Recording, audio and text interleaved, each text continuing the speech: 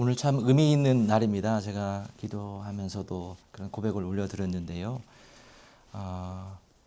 어제 이제 창립 예배를 우리가 함께 드렸고, 또 오늘 새롭게 한 분의 성도님이 믿음의 고백을 통해서 새롭게 시작한 그런 뜻깊은 날입니다. 우리가 교회가 우리 안에서 그런 하나님의 역사하심을 날마다 경험하고, 또 그 경험들이 우리의 간증으로 날마다 넘쳐나는 그런 교회가 되었으면 좋겠습니다. 그런 교회가 되기를 위해서 우리 함께 지어져가는 그 기쁨 누리시고, 또 헌신하는 그 헌신을 통해서 귀한 열매가 맺기를 소망합니다. 우리 성도님들 시골집이 있으시죠? 전사님도 있으시고, 단양에 있으시고, 강경에 있으시고, 저는 금산에 있고, 저희 집에 가면 저희 집에도 뜰이 있습니다. 혹시 시골에 가면 뜰이 있으십니까? 네, 뜰이 있으신데 높은 데가 있고 낮은 데가 있죠. 저희 집은 상대적으로 조금 높습니다. 그래서 반드시 필요한 게 있잖아요. 그리고 높으면 뭐를 하나 놓죠? 디딤돌 하나를 놓습니다. 그래서 거기를 밟고 올라갈 수 있게 만들어 놓죠. 작은 돌 하나이지만 그 작은 돌이 없으면 굉장히 불편할 겁니다. 아무리 가까운 마루라고 할지라도 쉽게 올라갈 수 없게 되겠죠. 그리고 어렸을 때 그런 경험들이 있었을 텐데, 개울가를 건너본 경험이 있으시잖아요. 건널 때 뭐 멀리 뛰기를 많이 하시는 분이 계시지만, 그렇지 못할 경우, 좀 넓거나 할 경우에는 어떻습니까? 돌을 하나씩 놓고 거기를 밟고 건너갔던 기억이 다들 있으실 거예요. 그 돌을 또 우리가 뭐라고 합니까? 그것도 디딤돌이라고 얘기를 하죠. 물 위를 직접 걷지 않죠. 예수님이 아니잖아요. 조심스럽게 한 발 한 발 디딤돌을 밟으며 우리가 지나가곤 합니다. 그 순간 우리가 잘 인식하지 못하지만 분명한 사실 하나는, 그 디딤돌이 없으면 우리는 건너지 못한다라는 사실이죠.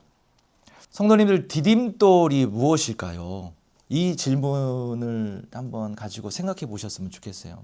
익숙하긴 하지만 디딤돌이 무엇일까? 디딤돌은 어딘가에 이르게 하는 것이고요, 거쳐가게 하는 것입니다. 그리고 연결하는 통로이죠. 최종 목적지일까요? 아닙니다. 최종 목적지가 아니라 우리가 거쳐가야 할, 통과해야 할 통로에 불과하죠. 하지만 디딤돌이 없으면 목적지에 도달할 수 없습니다. 우리는 이제 그런 의미에서 디딤돌 같은 삶, 또는 디딤돌 같은 역할을 이야기하지만, 막상 내가 왜 디딤돌이 돼야 해? 내가 왜 들러리를 해야 할까? 라고 하는 생각들을 많이들 갖고 계시곤 하죠. 주목받고 싶잖아요. 앞에 서고 싶고, 이름이 드러나기를 원하죠. 누군가를 세워주는, 그리고 통로의 역할을 하는 것보다 내가 드러나는 그런 자리를 우리는 원하곤 합니다. 그런데 오늘 성경은 우리에게 전혀 다른 길을 보여줍니다. 역사를 돌아보면 하나님이 이루신 그 일들, 위대한 일들은 언제나 작은 시작에서, 그리고 이름 없는 사람들을 통해서 시작이 됩니다. 그때는 아무도 주목하지 않습니다. 그 사람의 이름을 기억하지도 않죠. 하지만 시간이 지나면 어느 순간 우리가 깨닫게 되는 것이, 그 사람 때문에 이 놀라운 역사가 있었지. 그 사람이 바로 디딤돌이었구나 라고 우리가 그렇게 고백하는 경우가 있지요. 우리 성도님들, 오늘 어떤 사람이 되고 싶습니까? 이 질문을 제가 좀 드리고 싶습니다. 침례를 받으신 오늘 전종수 성도님, 이제 새롭게 시작하는 시점에서 어떤 분으로 쓰임받고 싶으십니까? 어떤 사람이 되고 싶습니까? 앞에 서는 사람, 아니면 사람을 세워주는 사람? 오늘 본문이 바로 그러한 질문을 우리에게 던져주고, 과연 우리가 어떻게 사는 것이 하나님의 뜻 안에서 아름답게 사는 삶인가를 말해주고 있습니다. 하나님께서 어떻게 한 사람을 통해 그리고 한 교회를 통해서 디딤돌의 역사를 이루어 가셨는지를 한번 같이 살펴보면 좋겠습니다. 초대교회는요, 많은 환난을 경험하게 됩니다. 오늘 사도행전 11장을 읽었잖아요. 이 앞에 여러 환난들이 있거든요. 그 환난 가운데 대표적인 게 스데반의 순교죠. 스데반이 돌에 맞아서 죽게 되는 일이 일어나게 됩니다. 초대교회의 모습을 보면 겉으로 보면은 이제 초대교회 희망이 없다, 무너진 것 같다라고 생각할 수 있습니다.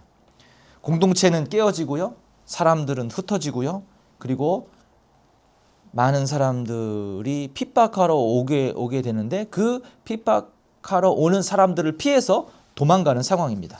그런데 하나님은 바로 그 흩어짐을 하나님은 사용하셨어요. 이게 놀라운 사실입니다. 베니게 구브로 안디옥까지 복음을 전파하였더라. 복음이 전파되었더라 라고 기록되어 있습니다. 처음에는 유대인에게만 전해졌죠. 그런데 놀라운 일이 일어납니다. 헬라인에게도 하나님의 말씀이, 복음이 전해지고 회개와 부흥이 일어나기 시작합니다. 하나님의 일은 늘 이렇게 진행되는 것 같아요. 인간의 위기 속에서, 때로는 우리가 직면하는 어려움 속에서 하나님은 우리가 알지 못하는 새로운 일을 펼쳐나가시곤 합니다. 사람들이 흩어지고 주변 여러 나라로 피해서 목숨을 구제하기 위해서 흩어졌는데 그것이 복음 전파에 놀랍게 쓰임받을 거라고 누가 생각했겠습니까?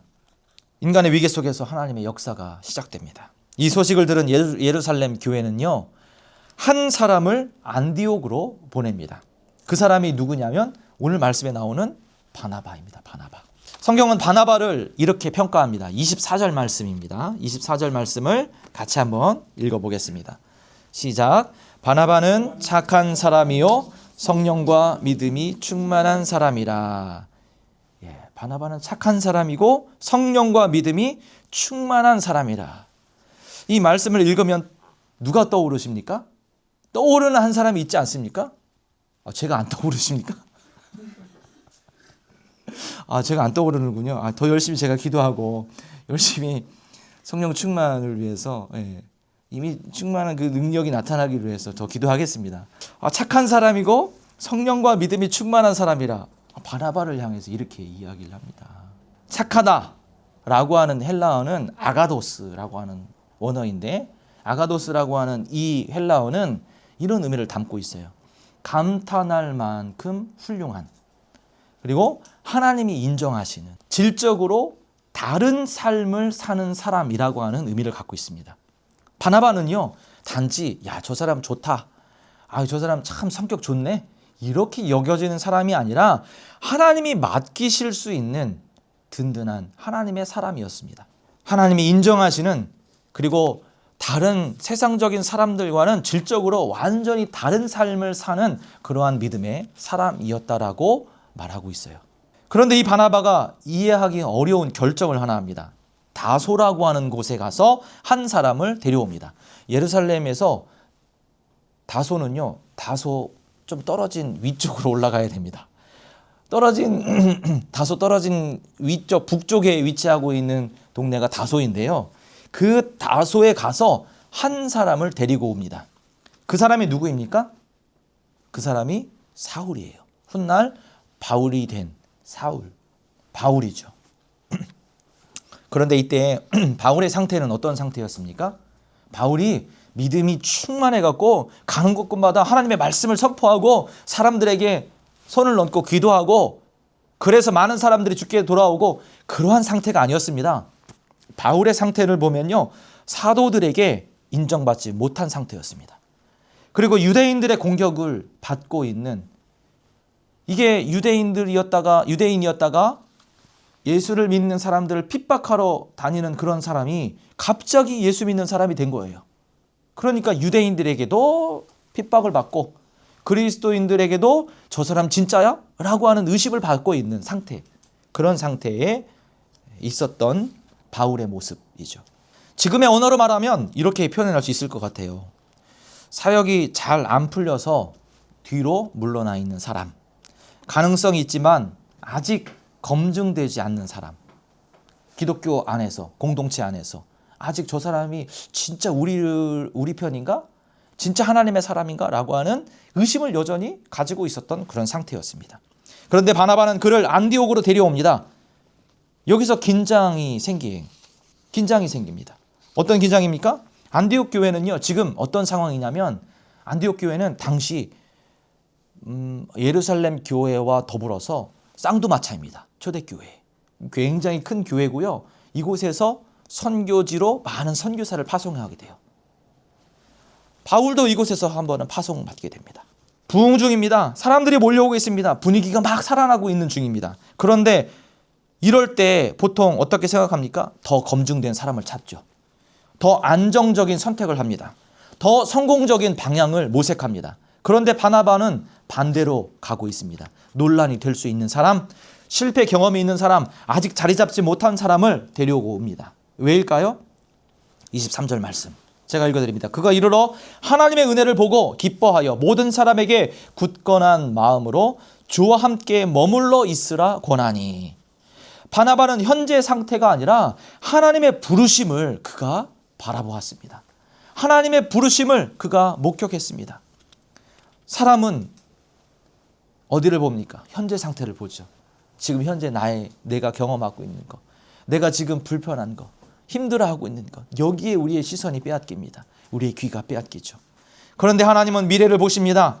사람은 결과를 보죠. 하지만 하나님은 부르심을 보시는 분이세요.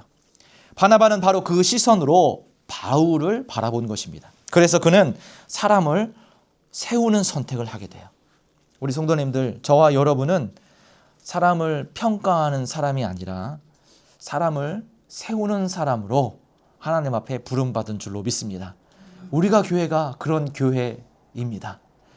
우리가 교회가 좋은 사람들, 그리고 세상적으로 능력을 갖추고 있는 사람들만 이곳에 와야 한다라고 이야기하는 그런 교회가 아니라 하나님 앞에서 그런 사람들, 때로는 힘들어하는 사람들을 세워주고 축복의 통로로 디딤돌이 되어서 하나님의 백성으로 성장시키는 그런 교회가 되기를 소망합니다. 저와 여러분, 우리는 결과를 보는 사람이 아니라 하나님의 가능성을 보는 사람들입니다. 바나바가 바울의 인생에 결정적인 디딤돌이 된 것처럼 우리 또한 바나바와 같은 디딤돌이 되어 하나님 앞에 쓰임받는 한 분 한 분 되시기를 예수 그리스도의 이름으로 축복을 드립니다. 아멘. 바나바는요, 앞에 서는 사람이 아니라 다른 사람을 세워주는 사람이었습니다. 자기가 빛나기보다 다른 사람이 빛나도록 돕는 사람이었습니다. 바울을 세워주고요, 안디옥 교회를 세웁니다. 그리고 결국에 바울은 세계 선교의 중심 인물이 됩니다. 우리 생각해 볼까요? 신약 성경의 상당 부분이 누구를 통해서 기록되었습니까? 바울입니다. 신약 성경이 몇 권 있죠? 27권이죠. 27권 중에 13권을 바울이 기록합니다. 그런데 바울이 사역의 그 무대에 다시 서게 된 시작점이 언제일까요? 또 누구를 통해서일까요? 바로 오늘의 이 바나바를 통해서였습니다. 여기에 영적인 원리가 있다고 저는 확신해요. 한 사람을 통해서 하나님은 일하세요. 한 사람을 통해서 이 교회를 세우시고요. 한 사람을 통해서 예배가 생기게 하고요. 한 전도사님을 통해서 이 장소에 예배를 드리게 됐고요. 한 성도님을 통해서 세종 우리가 교회가 새롭게 시작하는 시작점이 되었습니다. 결국에 우리의 믿음의 여정 속에 하나님은 디딤돌 한 사람을 세우시고 그 사람을 통해서 하나님의 역사가 이루어진다는 사실을 보게 됩니다. 모세 곁에 누가 있었을까요? 아론이 있었죠. 그리고 다윗 곁에는 요나단이 있었습니다. 바울 곁에는 바나바가 있었습니다. 바나바의 위대함은 능력이 아니죠. 사람을 보는 눈이었어요. 그 시선은 인간의 시선이 아니라 하나님의 시선으로 바라본 눈이었습니다. 사람들이 바울을 볼 때에 저 사람 위험한 사람이야. 저 사람 쓰면 안 돼. 저 사람이 오면 우리 공동체가 이게 와해될 수 있어 라고 하는 의심을 갖고 있었을 것입니다. 그러나 바나바는 달랐습니다. 하나님이 쓰실 사람으로 바울을 바라보았습니다. 사람들은 과거를 보지만 바나바는 부르심을 보았습니다. 그래서 다소까지 바나바가 직접 찾아갑니다. 굉장히 먼 거리입니다. 예루살렘으로부터 며칠을 가야 하는 거리입니다. 여기서 또 한 가지 중요한 사실 하나가 있습니다. 바나바는요, 이 바울을 향해 아예 오면 좋고 아니면 말고 그런 마음으로 바울을 찾아간 게 아니에요. 뭡니까? 직접 가서 설득을 하고 그리고 끝내 하나님의 뜻을 그에게 전달하고 그를 데려오게 됩니다. 그리고 함께 사역하죠. 이게 디딤돌이죠. 근데 기도가 대부분 응답 없이 끝나곤 하잖아요. 바나바는 그렇지 않았습니다. 소개만 한 것이 아니고 끝까지 하나님의 뜻을 따라서 믿음으로 순종하고 또 그 사람을 데리고 오고, 그래서 교회 사역에 함께 동행하는 그 놀라운 은혜의 자리에 바울을 데리고 오게 되죠. 우리 성도님들, 진짜 디딤돌은요, 사람들을 연결만 하는 사람이 아니라 사람이 설 때까지 그 사람과 함께 걸어주는 사람이에요. 전도를 하면 새신자가 오게 되잖아요. 오게 되면 아유 난 전도하고 끝났어. 그게 아니죠. 그 사람이 설 때까지 계속 동행해 주는 겁니다. 우리 전종수 성도님, 믿음에 있어서는 굉장히 많이 성장해 계신 분으로 저는 그렇게 이해하고 또 알고 있는데, 첫 걸음 이제 침례를 통해서 시작을 했잖아요. 우리 모두가 함께 걸어가는 거예요. 함께 성장하고 함께 자라가는 거예요. 이게 디딤돌의 역할입니다. 바나바는 바울을 한 번 세워주고 끝난 사람이 아닙니다. 1차 전도 여행을 함께 하고요. 그리고 복음을 함께 전합니다. 함께 핍박을 받습니다. 함께 매도 맞습니다. 이게 은혜인 거예요. 우리 성도님들이 어려운 고통, 저 함께 그 고통에 참여하는 것이고요. 성도님들이 겪는 기쁨, 함께 참여하는 것입니다. 함께라고 하는 이 말이 얼마나 의미 있는 말인지 모르겠습니다. 제가 이제 이 스크린을 하나 준비하면서 어떤 말을 우리가 한동안 기도 제목으로 삼을까 고민을 참 많이 하다가, 기도 중에 하나님께서 그리스도 안에서 함께라고 하는 이 마음을 주셨습니다. 함께 지어져가는 기쁨, 에베소서 말씀처럼 건물마다 서로 연결되어서 우리가 따로따로 있는 건물이 아니라 함께 지어져가는 그리스도 안에서 건물된 그런 공동체로 쓰임받는 것, 그것을 기대하면서 준비를 했습니다. 우리 공동체는 그런 공동체라고 확신합니다. 그런 공동체가 되기 위해서 우리 모두 함께 디딤돌이 되어 가시면 좋겠습니다. 아멘입니까? 아멘. 예, 결단하셨습니다. 영상에 남아 있습니다. 이게 진정한 동행입니다. 그리고 더 놀라운 장면이 하나 나옵니다. 2차 전도 여행을 앞두고서요, 바울과 바나바는 크게 다투게 돼요. 함께 시작했는데요, 서로 이제 뜻이 맞지 않아서 결국에는 전도 여행을 같이 하지 못하고 다른 길을 가게 됩니다. 이유는 한 사람 때문에 그래요. 왜 그러냐면, 누구냐면 마가라고 하는 사람 때문에 그래요. 마가. 그 이후에 바울은 마가와 동행하잖아요. 근데 사도행전 15장에 보면 바울이 이 마가에 대해서 뭐라고 얘기하냐면, 저 사람 안 돼. 그런데 나중에 바나바가 말합니다. 어떻게 얘기합니까? 아니야. 다시 기회를 줘야 돼. 뭔 이야기인지는, 어떤 이유에서인지는 구체적으로 나오진 않지만 바울은 반대를 했어요, 마가를.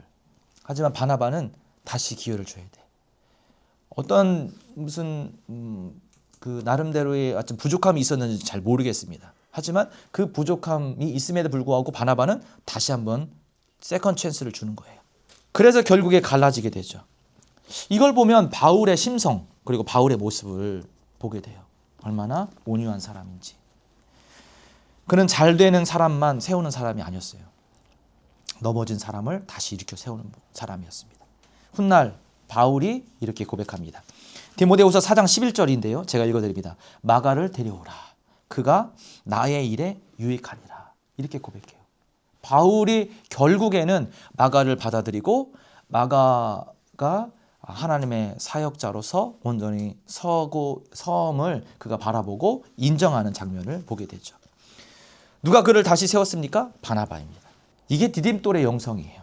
가능성을 보는 눈, 끝까지 함께 헌신하는 헌신, 실패한 사람을 다시 세우는 사랑, 그게 바나바가 보여준 믿음의 여정이었습니다.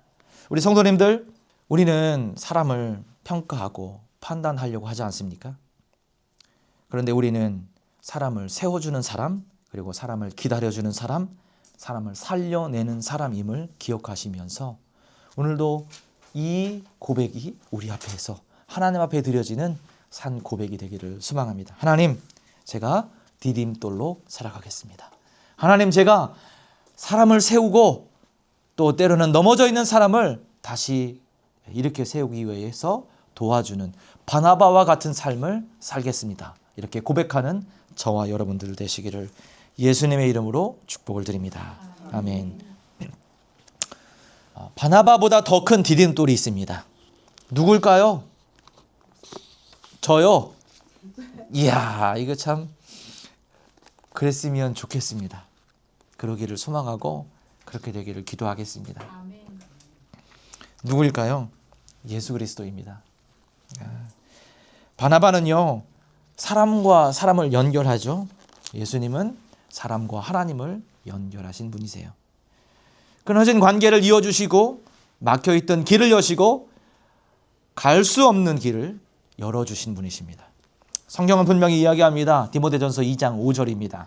하나님은 한 분이시요 또 하나님과 사람 사이의 중보자도 한 분이시니 곧 사람 되신 예수 그리스도시라. 그리스도 예수라. 예수님은 단순한 길을 알려주신 분이 아니라 예수님 자신이 길이 되셨습니다. 빌립보서 2장 6절 7절은 이렇게 그리스도의 마음을 설명하고 있습니다. 그는 근본 하나님의 본체이시나 하나님과 동등됨을 취할 것으로 여기지 아니하시고 오히려 자기를 비워 종의 형체를 가지사 사람과 같이 되셨다. 단순한 겸손이 아니죠. 희생이 단순한 희생이 아닙니다. 존재의 낮아짐이에요. 그분 자체가 낮아지신 겁니다. 하나님이신 분이 어떻게 인간의 자리까지 내려오실 수 있습니까? 그런데 그 불가능한 것을 몸소 실천하시고 행함으로 보여주신 분이 예수 그리스도이십니다. 왜일까요? 그분은 우리를 사랑하시는 분이시고 그 사랑이 있어야만 그분과 우리가 연결된다는 것을 아셨기 때문에 그래요. 인간의 힘으로는 할 수 없다는 사실. 그래서 하나님 자신이 우리와 하나가 되시기 위해서 그리스도가 이 땅에 오셨다는 사실이죠. 디딤돌의 본질은 무엇일까요? 밟히는 겁니다. 낮아지는 것이죠. 내려놓는 것입니다. 다른 사람이 건너가도록 자리를 내어주는 것입니다. 예수님이 바로 그렇게 하셨습니다. 십자가를 바라보십시오. 십자가는 단순한 고난의 도구가 아닙니다. 십자가는 하나님께로 가는 유일한 길이었습니다. 죄로 인해 우리는 하나님께 나아갈 수 없는 존재죠. 죄가 막고 있기 때문에, 거룩이 우리 앞에 막고 있기 때문에, 그리고 심판이 우리를 기다리고 있기 때문에 그렇습니다. 그런데 예수님께서 그 모든 것을 대신 짊어지십니다. 그리고 십자가 위에서 자신을 완전히 내어주셨습니다. 오늘은 그 신앙의 고백을 올려드린 것이죠. 침례식은 바로 그 고백 위에 세워진 예식입니다. 우리가 건너오도록 예수님께서 친히 디딤돌이 되어주셨습니다. 이 장면을 이렇게 이해할 수 있습니다. 깊은 강이 있습니다. 건널 수 없죠. 그런데 누군가가 자신을 내려놓고 나를 밟고 건너와라. 바로 그분이 예수 그리스도이십니다. 우리 성도님들, 예수님은 길을 가르쳐 주신 분이 아니라 친히 길이 되신 분이십니다. 예수님은요, 다리를 놓으신 분이 아니라 다리 자체가 되신 분이시에요. 예수님은요, 디딤돌을 우리에게 주신 분이 아니라 그분이 친히 디딤돌이 되어주신 분이세요. 그래서 믿음의 사람은 이렇게 고백합니다. 주님이 아니면 갈 수 없습니다. 주님이 아니면 설 수 없습니다. 주님이 아니면 우리 모두는 건널 수 없습니다. 라고 고백하는 사람들입니다. 이것이 오늘 말씀의 중심 메시지입니다. 바나바는요, 사람을 세우는 디딤돌이었습니다. 그러나 예수님은 우리를 구원하시기 위해서 그 구원을 완성하신 디딤돌입니다. 바나바는 사람을 하나님께로 연결했지만 예수님은 우리 자체를 하나님께로 연결하시는, 하나님께로 옮겨주신 분이십니다. 성도님들, 이 은혜의 깊이를 경험하시고 이 깊이 안에 들어가시는 저와 여러분 되기를 소망합니다. 우리가 하나님께 나아갈 수 있는 이유는 우리의 노력이 또는 우리의 공적이, 때로는 우리가 갖고 있는 우리의 상황과 환경이 좋기 때문에 갈 수 있는 것이 아닙니다. 우리의 신앙이 좋아서도 아니고 오직 하나, 예수 그리스도께서 디딤돌이 되셨기 때문입니다. 그러므로 사랑하는 성도님들, 우리는 밟히는 것을 두려워하는 사람이 아니라 누군가를 살리는 디딤돌의 삶을 살아갈 수 있기를 소망합니다. 이 시간 우리 모두 함께 그래서 결단했으면 좋겠어요. 주님, 나도 누군가를 살리는 디딤돌이 되길 소망합니다. 우리 하나님 앞에 또한 함께 우리 모두의 고백으로 올려드렸으면 좋겠습니다. 하나님, 우리가 교회가 하나님 앞에 사람들을 주님께로 연결하는 디딤돌이 되는 교회가 되기를 소망합니다.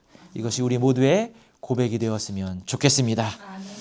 오늘 저와 여러분은 누구의 디딤돌입니까? 우리 모두 바울이 되기를 원하십니까?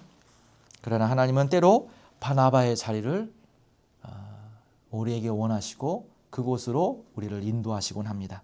누군가를 세워주는 사람, 누군가를 연결하는 사람, 누군가를 다시 한번 일으켜 세워서 그 사람을 주님께로 나아가게 하는 축복의 통로로 하나님은 우리를 사용하십니다. 그 자리가 바로 디딤돌의 자리입니다. 안디옥 교회가 바로 그러한 공동체였습니다. 그 교회는 앞에 서려 하지 않았고요, 서로를 세워주었습니다. 자기를 드러내지 않고 그리스도를 드러냈습니다. 그 결과 26절입니다. 26절 후반부 제가 읽어드리겠습니다. 비로소 그리스도인이라 일컬음을 받았더라. 놀라운 고백입니다. 이게 놀라운 말씀이에요. 왜 놀랍습니까? 그들이 이전에는 그리스도인들이라고 그렇게 불림을 받지 못했어요. 그런데 이 바나바를 통해서, 이 바나바를 따르는 믿음의 사람들을 통해서, 바나바와 같은 디딤돌의 삶을 사는 믿음의 사람들을 통해서 믿지 않는 사람들로 하여금 야, 저 사람들은 그리스도를 따르는 무리야, 저 사람들은 그리스도인이야 라고 하는 호칭을 받게 됩니다. 스스로 이름을 붙이는 것이 아니라 세상이 보고 붙여준 이름이었습니다. 그러한 삶을 살아가는 이 공동체가 세상적인 삶과는 달랐기 때문이죠. 세상 사람들이 보면 야, 정말 저 사람들 야, 예수님을 닮았구나 이렇게 말할 수 있었기 때문에 이런 고백을 할 수 있었던 것이죠. 오늘 우리 교회는 어떻게 평가받고 있습니까? 무엇으로 평가받고 있습니까? 크기일까요? 아니면 능력일까요? 우리가 한 성과일까요? 하나님은 그것으로 평가하지 않습니다. 하나님은 얼마나 많은 사람들을 세웠는지를 보십니다. 하나님은 얼마나 많은 사람을 하나님께로 연결했는지를 보십니다. 하나님은 얼마나 많은 사람들, 그분의 심령 가운데 하나님의 나라가 임하였는지를 바라봅니다. 세상은 우리에게 끊임없이 말합니다. 더 높이 올라가라, 더 많이 가져야 된다, 더 앞서 나가야 된다, 경쟁을 부추기죠. 그래서 우리는 비교하고 경쟁하고 그 결과 지치곤 합니다. 그러나 하나님은 정반대로 말합니다. 낮아져라, 섬겨라, 디딤돌이 되어라 라고 말씀하십니다. 오히려 하나님의 나라는 그렇기 때문에 강력한 영향력이 있습니다. 왜냐하면 사람을 살리고 사람을 일으키고 사람을 하나님께로 이끌기 때문입니다. 하나님은 디딤돌 같은 사람들을 통해서 역사를 이루어 가십니다. 그 역사를 통해서 하나님의 나라가 확장됩니다. 그 확장 가운데 쓰임받는 우리가 교회 한 분 한 분 되시기를 예수님의 이름으로 축복을 드립니다. 마지막으로 한 가지를 나누고 오늘 말씀을 마치겠습니다. 우리 함께 결단했으면 좋겠어요. 제가 하나님 앞에 고백할 때에 우리 성도님들도 함께 우리의 마음을 담아 고백하게 되었으면 좋겠습니다. 지금부터 고백합니다. 하나님, 나는 누군가를 세워주는 사람이 되겠습니다. 함께 고백할까요? 하나님, 나는 누군가를 세워주는 사람이 되겠습니다. 아멘. 이 고백이 우리의 삶에서 매일매일 이어지기를 소망합니다. 아멘. 기도하겠습니다. 하나님, 우리를 통해서 복음이 흘러가게 하시고 누군가를 주께로 이끄는 디딤돌로 사용해 주셔서 감사합니다. 높아지려고 하는 것이 아니라 좀 더 낮아지고 앞서가는 것보다 사람을 세워주는 삶을 살아가게 하여 주옵소서. 우리의 말과 행동과 선택에서 그리스도의 향기가 나타나게 하시고 우리의 작은 순종이 누군가에게 주께로 나아오게 하는 디딤돌의 삶이 되게 하여 주시옵소서. 하나님, 우리가 서 있는 자리에서 기꺼이 디딤돌이 되게 하셔서 누군가를 살리는, 누군가를 세우는, 그리고 그 기쁨으로 하나님의 영광에 참여하는 믿음의 지체들 되게 하여 주시옵소서. 우리가 교회가 사람을 세우고 회복시키는 공동체가 되길 원합니다. 이 땅 가운데 선한 영향력을 흘려보내는 하나님의 통로로 사용하여 주옵소서. 예수님의 이름으로 기도하였습니다. 아멘.